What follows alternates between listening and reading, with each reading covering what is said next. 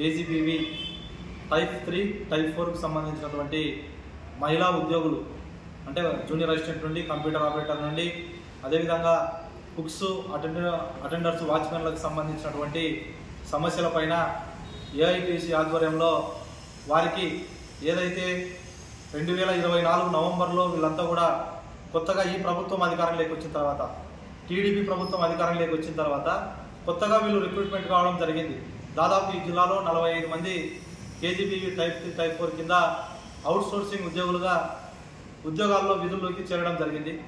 అయితే ఏదైతే నవంబర్ నుండి 2024 నుండి నేటి వరకు ఈ రోజు వరకు 2025 సెప్టెంబర్ వరకు వీరు ఉచితంగా ప్రభుత్వానికి ₹1 ఈరోజు వేతనం తీసుకోకుండా ఈరోజు ఉద్యోగాలు చేస్తున్నటువంటి పరిస్థితి. ఎందుకంటే రాష్ట్రంలో వీరితో పాటుగా రిక్రూట్మెంట్లో భాగంగా విధుల్లో చేరినటువంటి ఈ మహిళా ఉద్యోగులకు అందరికీ కూడా వేతనాలు వచ్చాయి. అయితే వీరికి మాత్రమే వేతనాలు అందడం లేదు. ప్రతి జిల్లాలో ఆయా ఎవరైతే ఇన్ఛార్జి మంత్రులు ఉన్నారో ఆ మంత్రులంతా కూడా సంతకాలు చేసి వారి జీతాల విడుదలకు కృషి చేశారు.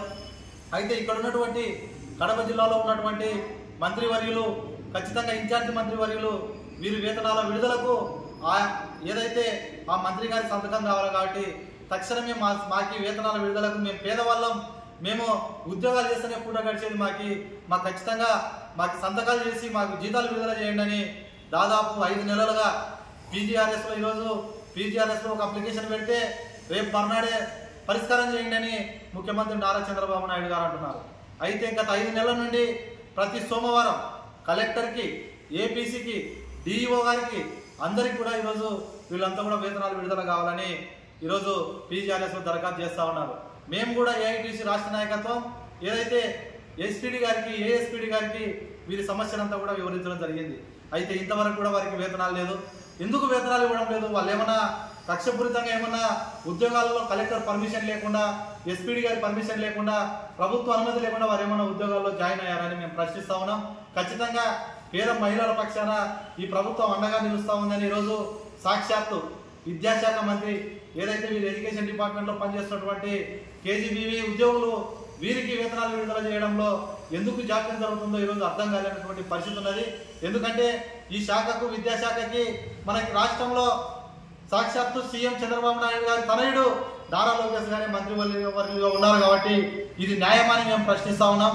ఖచ్చితంగా నారా లోకేష్ గారు ఈ విషయం పైన సీరియస్గా మీరంతా కూడా ఆలోచన చేసి వీరి వేతనాల విడుదలకు 12 నెలల పాటు ₹1 వేతనం తీసుకోకుండా పనిచేస్తున్నారంటే వారు ఏదైనా తినడానికి, కనీసం కుటుంబ పోషణకి ఏదైనా ఫీజులు కట్టుకోవడానికి కానీ, వైద్య ఖర్చులకు కానీ, లేకపోతే కుటుంబ పోషణ ఏ విధంగా నడుస్తుంది, కనీసం తినడానికి తిండి ఏ విధంగా ఎక్కడి నుంచి వస్తుందని కూడా మేము ఈరోజు ఆవేదన వ్యక్తం చేస్తూ ఉన్నాం.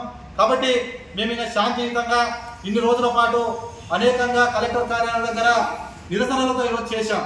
కానీ ఫలితం లేని పరిస్థితి ఉంది కాబట్టి మాకు ఓపిక నశించిపోయింది. మేము ఏఐటీసీ రాష్ట్ర నాయకత్వం ఈ విషయం పైన పెద్ద ఎత్తున రాష్ట్ర వ్యాప్తంగా మీరు కానీ నిర్లక్ష్యం